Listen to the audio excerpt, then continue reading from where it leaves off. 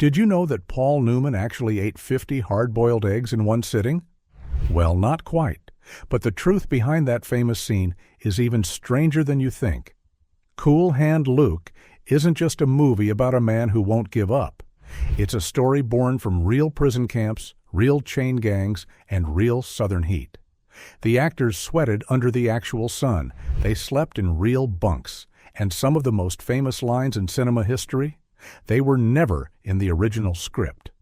This film changed how Hollywood saw rebellion, freedom, and what it means to never back down. Every scene hides a secret. Every famous moment almost didn't happen. Let's dive in and discover 20 weird and amazing facts about Cool Hand Luke. Number 20. The eggs were ice cold. Everyone remembers Luke eating 50 eggs. It became legend. But here's what most people don't know. Those eggs were freezing cold. Not warm, not fresh. Ice cold. The crew kept them in coolers packed with ice between takes. Why? Because warm eggs spoil fast under hot studio lights. Paul Newman had to bite into egg after egg that felt like rubber in his mouth. His face shows real disgust in some shots. He wasn't just acting tired, he was fighting his own stomach. The crew shot the scene over several days. Newman never ate 50 eggs at once. That would have been dangerous. Instead, he ate a few, they'd cut, wait, then start again. Between takes, he'd spit out what he could. A bucket sat just off camera. The other actors watched him struggle. Some felt sick just watching. George Kennedy later said it was the hardest scene to film because the smell filled the room. Old eggs and hot lights don't mix well. The scene took almost a week to complete. By the end, Newman couldn't look at eggs for months. He told reporters he'd never eat another hard-boiled egg again. Yet on screen, Luke looks calm, almost peaceful. That's pure acting skill. What looked like easy rebellion was actually cold, disgusting endurance. Number 19. The director was almost fired. Stuart Rosenberg directed Cool Hand Luke, but he almost lost the job before filming even started. The studio didn't trust him. He'd only made television shows before this, never a feature film. The producers wanted someone famous, someone safe. They questioned every choice Rosenberg made. His camera angles seemed strange. His pacing felt slow. His vision didn't match their expectations. Jack Warner himself called Rosenberg into his office 3 times. Each time felt like a trial. Warner asked him to explain scenes, explain shots, explain why he wanted to film certain ways. Rosenberg stood his ground. He believed in the story. He believed in showing prison life as slow, hot, and grinding. Not exciting, not fast, real. He wanted long takes, quiet moments, faces sweating in silence. The studio hated that idea.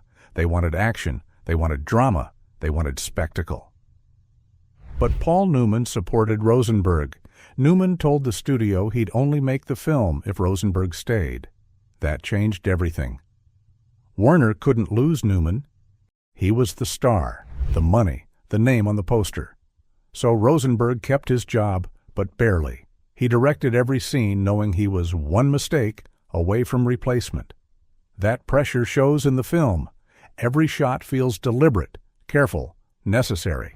Nothing wasted. The studio learned later they were wrong. Rosenberg's slow, careful style made the film legendary. What almost destroyed the movie actually saved it. Number 18. Real chain gang consultants. The filmmakers hired real former chain gang prisoners as consultants. These men had lived the life Luke lived. They knew the work, the heat, the guards, the unspoken rules. They walked onto the set and corrected everything. The way actors held tools was wrong. The way they swung picks looked fake. Even the way they stood felt too comfortable. Real prisoners never stand comfortable. One consultant named Walter Reese had spent 7 years on a Georgia chain gang. He showed the actors how to move, how to shuffle when chained, how to keep your head down but your eyes watching. He taught them the rhythm of breaking rocks. It's not about strength. It's about steady repetition. Swing, hit, breathe. Swing, hit, breathe. Hour after hour, day after day, the actors practiced for 2 weeks before filming. Their hands blistered, their backs ached. George Kennedy said his shoulders burned for days, but it made them move like real prisoners. Walter also taught them the silence. On real chain gangs, talking too much gets you beaten. So men learn to communicate with looks, a glance, a nod, a shift in posture. Watch the film closely and you'll see it. The prisoners barely speak, but they're always talking. That came from Walter. He also told them about the food, the boredom, the fear that never leaves. Guards could hurt you anytime for any reason. You lived in constant tension. The consultants made sure that tension showed, not through violence, but through stillness. Real chain gangs weren't loud and dramatic. They were quiet and terrifying. Number 17. The Real Boss. Godfrey never blinked. Morgan Woodward played Boss Godfrey, the man with the mirrored sunglasses. He became one of cinema's most terrifying villains without speaking a single word. But here's the weird part. Woodward decided his character should never blink. Never. Not once. He believed that blinking showed weakness, showed humanity. Boss Godfrey had no humanity. So Woodward trained himself to keep his eyes open for minutes at a time. It hurt. His eyes dried out under the hot sun and bright lights. Tears would stream down his face between takes. The crew gave him eye drops constantly, but during filming he never blinked, never looked away, just stared, cold, empty, mechanical. The other actors found it disturbing. Paul Newman said looking at Woodward felt like looking at a snake. You couldn't tell what he was thinking, couldn't predict what he'd do. That fear was real. Woodward also barely moved. He stood perfectly still. When he did move, it was slow and deliberate, like a predator deciding whether to strike. Director Stuart Rosenberg loved it. He gave Woodward more screen time than planned. Just long shots of him standing, watching. The audience couldn't look away. Those mirrored sunglasses became iconic. You never see his eyes. You only see yourself reflected back. It makes you feel watched, judged, trapped. Woodward created all of that through stillness and refusing to blink. What looked like simple acting was actually physical torture. But it worked. Boss Godfrey became the face of cold, silent authority. No words needed. Just presence. Number 16. The song was written in one night. The famous song, Plastic Jesus, wasn't in the original script. It appeared because of one sleepless night and a desperate musician. The filmmakers wanted a song prisoners might actually sing, something simple, something real. They hired a songwriter, but everything he wrote sounded too polished, too professional, not raw enough. With only days before they needed to film the scene, the songwriter sat alone in a motel room. He'd been reading about roadside religion, plastic dashboard statues, cheap symbols of faith. He thought about prisoners clinging to anything for hope, even plastic, even fake. He started playing his guitar. The melody came first. Simple, repetitive, easy to remember. Then the words followed. I don't care if it rains or freezes, long as I got my plastic Jesus riding on the dashboard of my car. It took him 3 hours to finish. He brought it to the set the next morning. The crew wasn't sure. It sounded too silly, too strange, but they tried filming it anyway. George Kennedy sang it first. His voice was rough, untrained, perfect. The other actors joined in. Their voices overlapped, off-key and human. Director Rosenberg watched and knew it worked. The song wasn't beautiful. It was broken, just like the men singing it. The scene stayed in the film. Later, the song became famous on its own. People recorded versions. It played on radio. It became a symbol of American folk music, all because one tired songwriter couldn't sleep and wrote about fake dashboard Jesus statues. What started as desperation became cultural history. Number 15. Paul Newman's Real Scars. Paul Newman did most of his own stunts in Cool Hand Luke. That was normal for him. He liked physical roles, liked pushing himself. But this film left marks. Real scars. During the boxing scene, Newman took actual punches. The actor playing Dragline, George Kennedy, was a big man, strong, experienced. They choreographed the fight carefully, but accidents happen. Kennedy's fist connected with Newman's face more than once. Newman's lips split open. Blood ran down his chin. The cameras kept rolling. Rosenberg loved the reality of it. Newman's face swelled between takes. Makeup tried to cover the bruises, but you can see them in some shots. His left eye looks puffy. His jaw seems stiff. That's all real damage. Newman also cut his hands during the work scenes. Swinging picks and shovels caused blisters that popped and bled.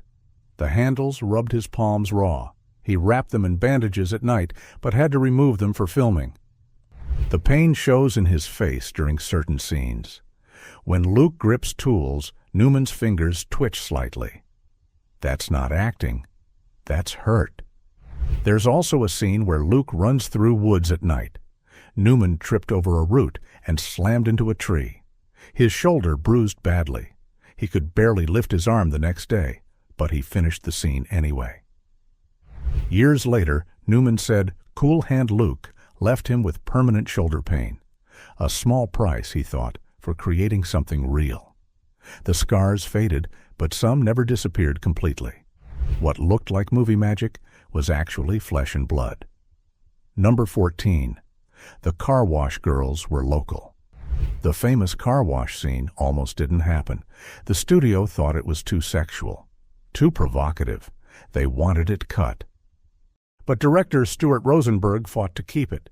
He knew it showed something important, the prisoner's starvation for beauty, for femininity, for anything beyond gray walls and dust. The women in that scene weren't professional actresses. They were local women from the Stockton, California area where they filmed. Rosenberg wanted real bodies, real movement, not Hollywood perfect. He put out a casting call for women willing to wash a car in wet clothes. Dozens showed up. He picked women who looked natural, comfortable, unashamed. On filming day, the women soaped up the car while the actor prisoners watched from behind a fence. But here's what you don't see. The women were freezing, the water was ice cold. It was early morning, and California mornings can be chilly. The women's teeth chattered between takes. Crew members brought towels and hot coffee. But when cameras rolled, they had to look warm, sensual, inviting. They smiled and moved slowly, while inside they were shivering. The prisoners' reactions are real. The actors weren't told exactly what would happen. They knew women would wash a car, but not how. When the scene started, their stares became genuine. Some laughed, some went quiet. George Kennedy's face shows real surprise. The whole thing took 3 hours to film. By the end, the women were exhausted and cold. But the scene worked. It became one of the most memorable moments in the film. What looked like pure fantasy was actually cold, uncomfortable reality. Number 13. Don Pierce. Wrote from memory. Don Pierce wrote the novel Cool Hand Luke, but he didn't research it. He remembered it. Pierce had served time on a Florida chain gang in the 1940s. He knew the heat, the guards, the pointless labor, the crushing boredom. He lived it. Years later, he started writing down his memories, not as therapy, not as confession, just as stories. He wrote about a man who wouldn't break, a man who kept trying to escape no matter how many times they caught him. That man was based on several real prisoners Pierce had known, men who refused to accept their situation, who kept fighting even when fighting made no sense. Pierce also drew from himself. He'd been that stubborn once, that reckless. When Hollywood bought his book, they asked him to help write the screenplay. Pierce said yes, but the experience frustrated him.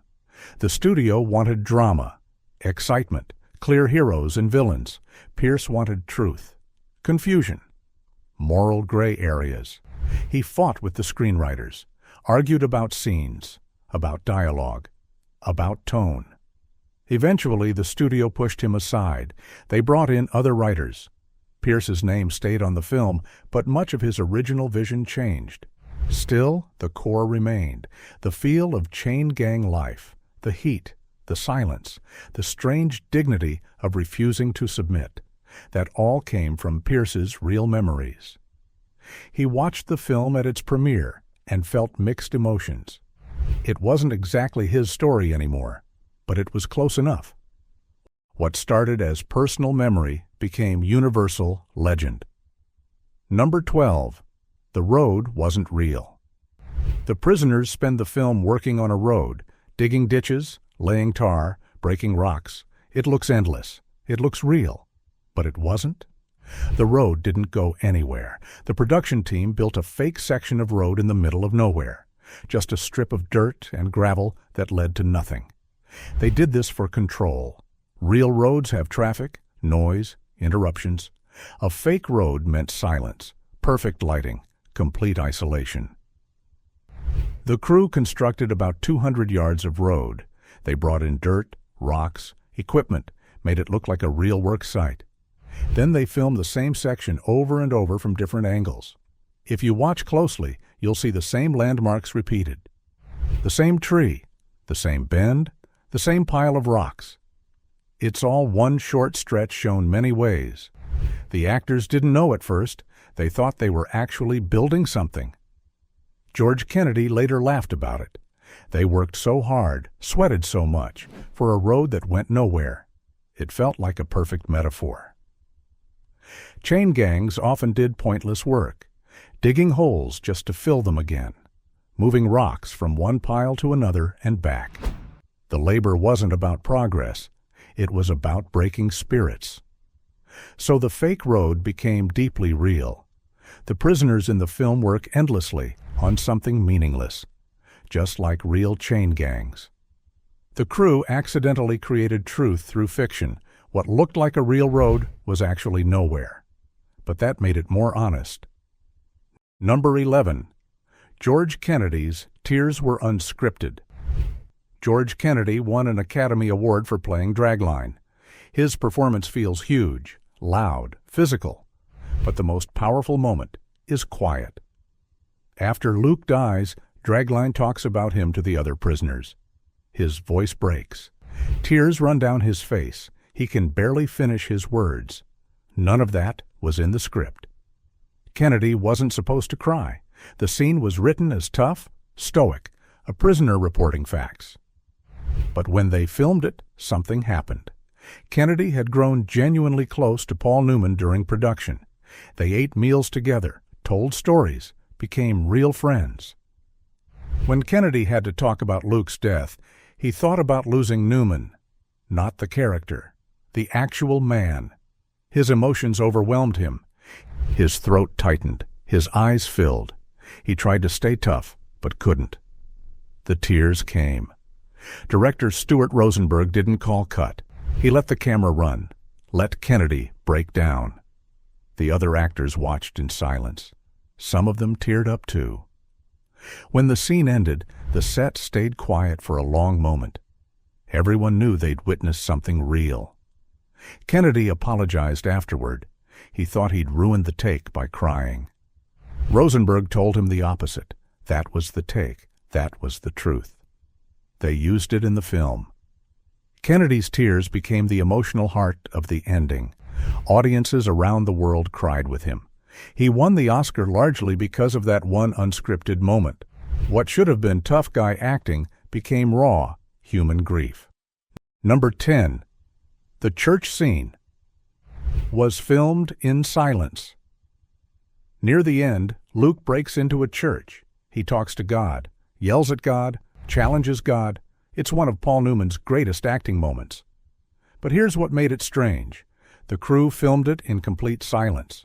No music, no background noise, just Newman's voice echoing in an empty church. The scene wasn't originally supposed to be so quiet. The script called for storm sounds, wind, rain, drama. But when they set up to film, director Stuart Rosenberg changed his mind. He told the sound crew to turn everything off. No added noise, just Newman and silence. Newman didn't know this would happen. He prepared for a big dramatic scene with lots of atmosphere. Instead, he walked into a quiet church with just a camera and a few crew members. No audience, no energy, just empty space. It threw him off at first. He started his lines and his voice sounded too loud, too exposed. He almost stopped. But then he understood. Luke isn't performing. He's alone, desperate, broken. The silence made it real. Newman lowered his voice, made it conversational, like a real man talking to a God he's not sure is listening. He improvised some lines, changed others, let long pauses hang in the air. The crew barely breathed. They didn't want to make any sound. When Newman finished, nobody moved. Rosenberg waited a full 30 seconds before saying, "Cut." Later, they added just a tiny bit of ambient church sound. Creaking wood, distant wind, but mostly silence. That emptiness makes the scene unforgettable.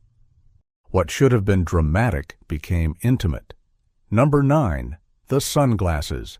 Reflected the crew boss. Godfrey's mirrored sunglasses are iconic. They reflect the prisoners, the sky, the world around him. But if you look very closely, they also reflect something else, the camera crew. In several shots you can see the camera, the boom microphone, even crew members standing nearby. This wasn't a mistake. It was unavoidable. Mirrored lenses reflect everything. The crew tried to stay out of frame, but sometimes they couldn't. Director Stuart Rosenberg decided not to worry about it. He figured most audiences wouldn't notice. And he was right. For decades, people watched the film and never saw the crew in the reflections. But now, with high-definition televisions and pause buttons, you can spot them. In one scene, Boss Godfrey turns his head, and for just a moment, you see a man holding a long pole with a microphone. In another shot, the camera itself appears as a dark shape in the left lens. Film students love finding these moments. They pause and point them out. But here's the thing. It doesn't matter. The reflections don't break the spell. Boss Godfrey still feels terrifying, still feels inhuman. The tiny technical flaws don't hurt the film. If anything, they remind us that real people made this. Real cameras captured it. Real crews worked in the heat. The imperfections make it more authentic, not less. Modern films would fix this with computers. They'd digitally erase every reflection, make everything perfect. But Cool Hand Luke keeps its flaws, and somehow that makes it more perfect. Number 8. Paul Newman hated the ending. Paul Newman loved Cool Hand Luke. He considered it one of his best films, but he hated the ending. He thought it was too neat, too symbolic, too much like a message instead of a story. In the final scene, the camera pulls back and up. The frame splits like a cross. Luke has become a Christ figure, sacrificed, remembered, holy. Newman thought that was too obvious, too heavy-handed. He argued with director Stuart Rosenberg about it. He wanted something simpler, less religious, more human. Just show dragline and the men remembering Luke. That's enough. Let the audience decide what it means. But Rosenberg disagreed. He believed the religious symbolism was the point. Luke was a modern savior, a man who died rather than submit. The cross frame wasn't subtle, but it was true. The studio sided with Rosenberg. They liked the artsy ending. It made the film feel important, meaningful, award-worthy. Newman gave up fighting, but never changed his mind. Years later, in interviews, he'd still bring it up. He'd say the film was perfect until the last 30 seconds. Then it tried too hard. Critics disagreed. Many called the ending brilliant. Some said it elevated the film from good to great. Film schools taught it as an example of visual storytelling. The cross frame became iconic. Yet Newman, the man at the center, never liked it. He felt it told the audience how to feel instead of letting them feel it naturally. What became the film's most famous image was also its star's biggest regret. Number 7. The chain sounds were added later. The chains make a constant sound in Cool Hand Luke, clinking, rattling, dragging. It's a rhythm that runs through the whole film, but almost none of it was recorded during filming. The actual chains the actors wore were too quiet. They made small noises, but not dramatic enough, not symbolic enough. So during post-production, a sound team added chain sounds everywhere. They recorded chains in a studio, different sizes, different metals, different movements. They experimented with rhythms, fast clinking for tension, slow dragging for exhaustion. They layered these sounds over scenes, sometimes subtly, sometimes obviously. The result is that you hear chains even when you don't see them. They become psychological, a constant reminder of imprisonment. The sound team also added chains to scenes where prisoners weren't even wearing them. During conversations in the barracks, during the egg-eating scene, during quiet moments, just faint rattling in the background. This wasn't realistic. Real prisoners took chains off inside, but the film kept the sound. It made the chains feel permanent, inescapable, part of the men themselves. One sound designer said they wanted the chains to feel like a heartbeat, always there, always ticking. The technique worked. Audiences remember the chains as a constant presence. But that presence was created in a recording studio, not on location. Modern viewers watching with good headphones can hear how layered the sound is, how artificial. But it doesn't feel fake. It feels true. Sometimes the best realism comes from unrealistic techniques. Number 6. Dennis Hopper. Was supposed to star before Paul Newman took the role. The studio wanted Dennis Hopper. This was years before Easy Rider made Hopper famous. He was young, intense, unpredictable, perfect for a rebel character. The studio thought he'd bring danger to Luke. Raw energy. Hopper read the script and loved it. He met with director Stuart Rosenberg. They talked about the character, about chain gangs, about rebellion. Hopper had ideas, big ideas. He wanted to change dialogue, change scenes, make Luke angrier, more violent, more explosive. Rosenberg listened politely, but worried. Hopper seemed hard to control, too much energy, too many opinions. Meanwhile, Paul Newman heard about the project. He loved the book. He called the studio and said he wanted the role. For the studio, this was an easy choice. Newman was a star, proven, bankable, reliable. Hopper was a risk. They gave the role to Newman. Hopper was furious.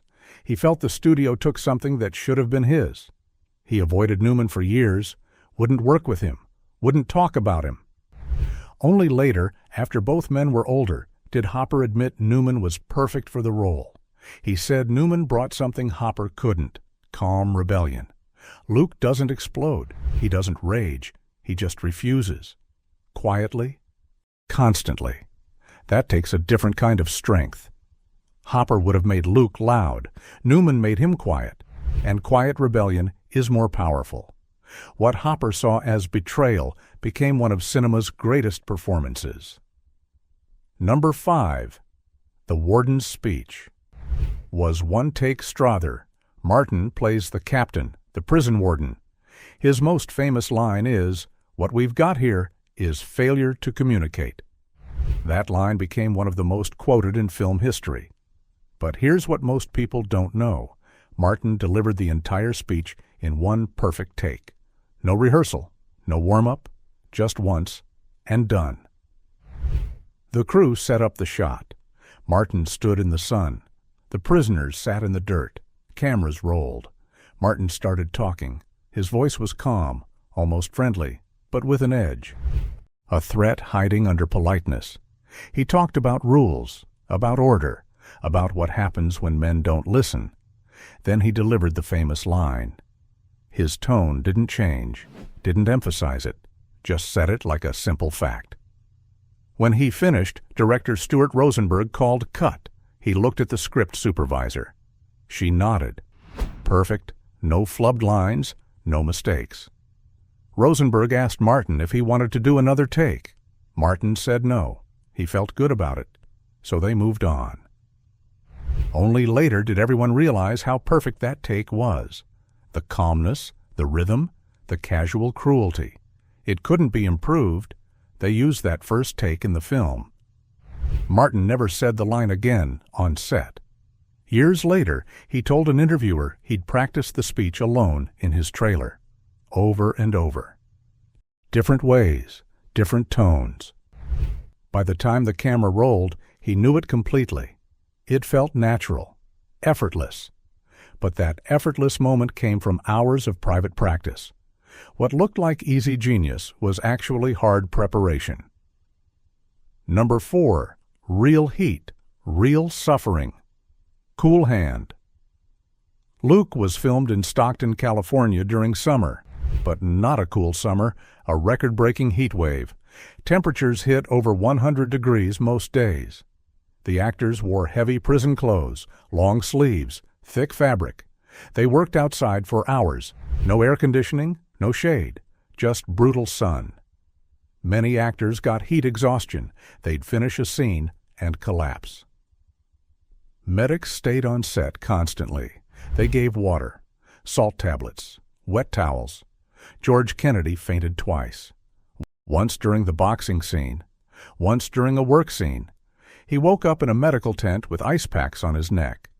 Paul Newman handled it better, but barely. He lost 15 pounds during filming. His face looks genuinely gaunt in later scenes. That's not makeup. That's real weight loss from heat and exhaustion. The crew tried filming early mornings and late evenings, but even then, the heat was oppressive. The ground stayed hot from the previous day.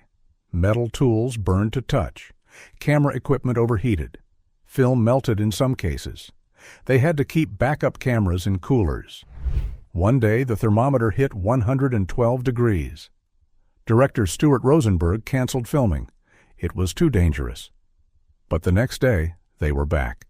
The schedule demanded it. The actors never complained publicly. They knew suffering made their performances real. You can't fake that kind of exhaustion, that kind of sweat. When Luke stumbles in the heat, Newman is actually stumbling. When prisoners look defeated, they actually feel defeated. The heat became a cast member. It shaped every scene. What could have been comfortable acting became genuine endurance. Number 3. The title came from a card game. The title Cool Hand. Luke sounds iconic now, but it almost didn't exist. The original novel by Don Pierce was just called Luke. Simple, direct. The studio thought that was too plain. They wanted something memorable, something that captured Luke's personality. Writers suggested dozens of titles. The Rebel, Chain Gang, 50 Eggs. Nothing felt right. Then someone remembered a line from the book. In the novel, Luke plays poker with other prisoners. He bluffs with a terrible hand and wins.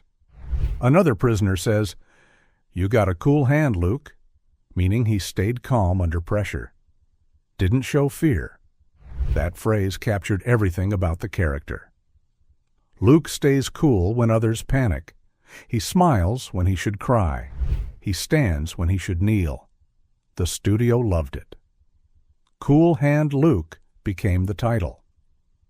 But here's the weird part. That poker scene isn't in the film. They wrote it into the screenplay, but cut it during editing. The film was too long. Something had to go. So the scene that gave the movie its title ended up on the cutting room floor. The title remained, but without context. New audiences don't know why Luke is Cool Hand. They just accept it. The phrase became so famous that people forgot its origin. It entered everyday language. People say someone has a cool hand without knowing they're quoting a deleted scene from a 1967 film. What started as a poker reference became a symbol of grace under pressure. Number 2. Paul Newman did his own guitar playing. In one scene, Luke plays guitar and sings. It's a quiet moment. Gentle. Human. Paul Newman actually played that guitar. He learned specifically for the film. Newman wasn't a musician. He'd never seriously played an instrument, but he wanted Luke's musicianship to look real. So weeks before filming, he hired a guitar teacher. He practiced every day. His fingers blistered. His wrist ached. He learned basic chords, simple strumming patterns, nothing fancy, just enough to look convincing. The song he plays is Plastic Jesus, the same folk tune George Kennedy sings earlier. Newman's version is softer, sadder, more personal. He sings quietly, almost to himself. His voice isn't great. It cracks in places, goes slightly off-key, but that imperfection makes it beautiful. It sounds like a real tired man singing in a barracks. Not a performance, just a moment. Director Stuart Rosenberg loved Newman's dedication. He offered to use a hand double for close-up shots, a professional guitarist whose hands would look perfect.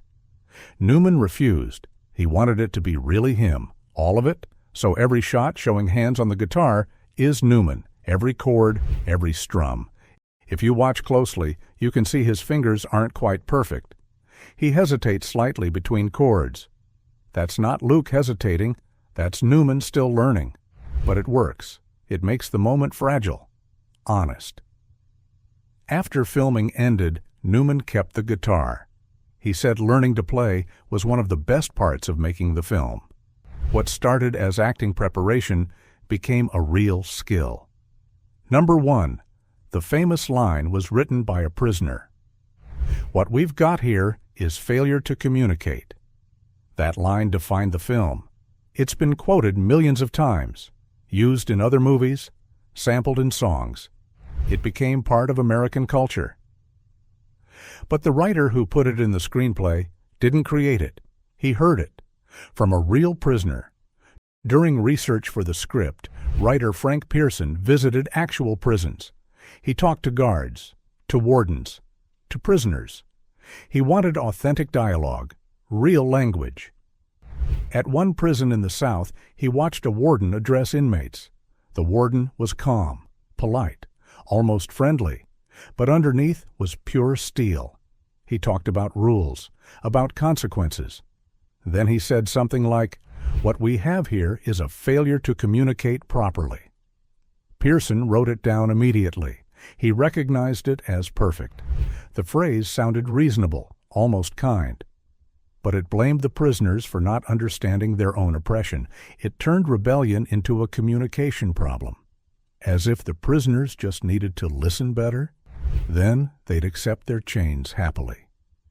That twisted logic captured everything wrong with the system. Pearson cleaned up the warden's words slightly, made them sharper, put them in the script. When Strother Martin delivered the line, it became immortal. The real warden never knew his words ended up in a movie, never knew he'd given cinema one of its greatest lines.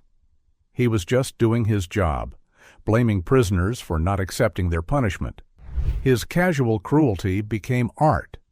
What started as real oppression became a symbol of all oppression everywhere.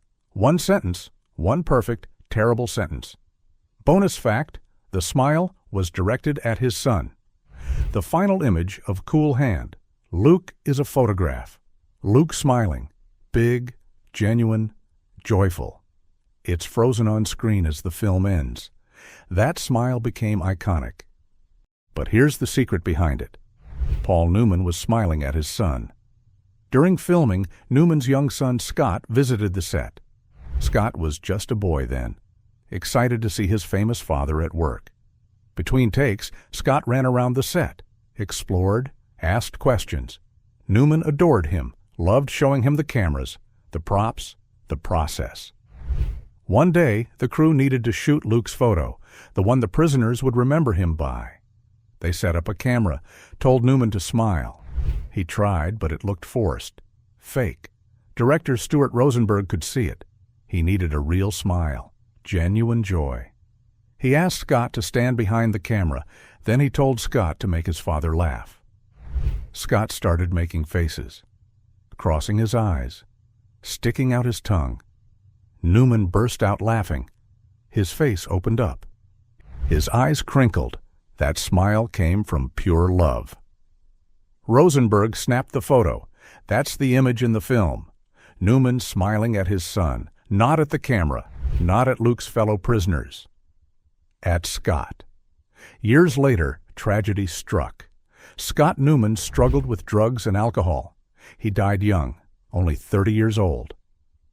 After Scott's death, Paul Newman rarely watched Cool Hand Luke. That final smile became too painful. It reminded him of better days, of his son's face behind the camera, of laughter now silent. What looked like a character's joy was actually a father's love, frozen in time. Cool Hand Luke isn't just a prison film. It's a story about refusing to break, about smiling when they tell you to cry, about standing when they order you to kneel. Every scene carries weight because real people suffered to make it. Real heat, real exhaustion, real emotion. The film reminds us that freedom isn't just about open doors. It's about something inside that no one can chain. Luke loses everything, his freedom, his health, his life. But he never loses himself. That's what makes him eternal. The actors gave pieces of themselves to create him. They sweated, they bled, they cried real tears. Behind every perfect shot was imperfect humanity. Behind every famous line was someone taking a risk. Movies like this don't happen anymore. Too hot, too hard, too real. But that's exactly why Cool Hand Luke still matters. It shows us what humans can create when they refuse to take the easy path. If you enjoyed these stories, subscribe for more. Every movie hides a truth, and we'll keep uncovering them, one story at a time.